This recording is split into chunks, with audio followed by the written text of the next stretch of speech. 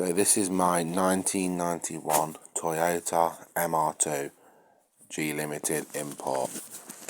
So the paintwork isn't the best on it. You can see there's a mark on the rear bumper where someone's touched it in. It's like someone's got some paint out of one of them toy box things that you can get, like green paint, and use that to touch up. So there's a mark on the rear bumper, dent on the rear wing where someone's obviously spun out and hit something. The rest of the car, the headlight is in a different colour. I need to sort that out. The bonnet has got some lacquer peel. I need to sort that out.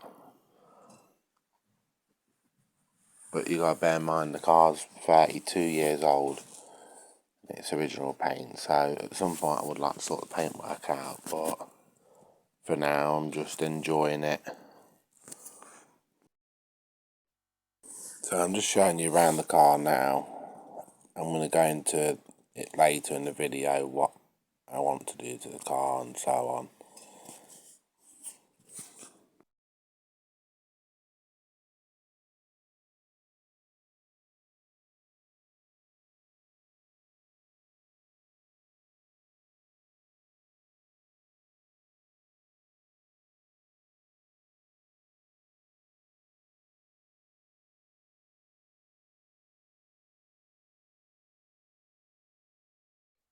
So it's always important on any car that you buy to do a car check, and here's the one for the MR2.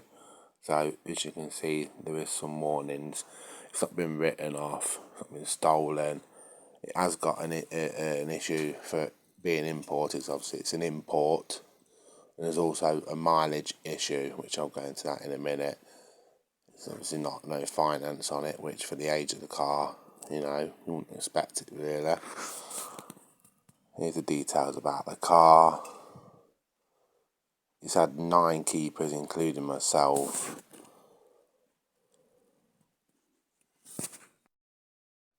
So as I was saying about the MOT, the reason for the mileage issue is it's actually in kilometres. So when it's been going for its MOT, some testers have been putting it in kilometres, and then some testers have been putting it in miles. So that's why there's an issue for the mileage here, because you can see here on the MOT, some of it's in kilometres, some of it's in miles. Now it's done 160,000 kilometres, well it's done 162,000 kilometres. I've been using it for the last year, going to shows and stuff. So it's done 162,000 kilometres, but because testers have been putting it in miles and kilometres, that's why it's popping up with its mileage issue. So I've put a load of photos together from when I first got the car until now, including the work that I've done.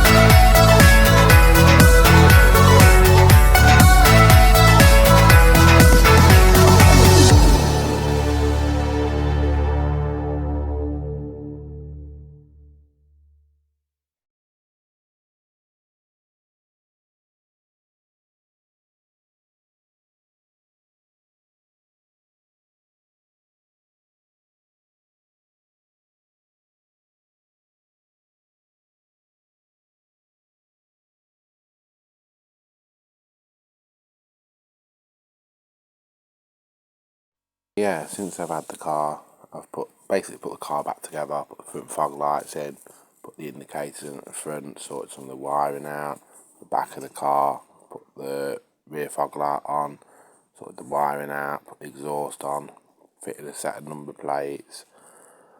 The rest of the car, I've serviced it, I've done the brakes, fitted disc pads and brake cables at the back.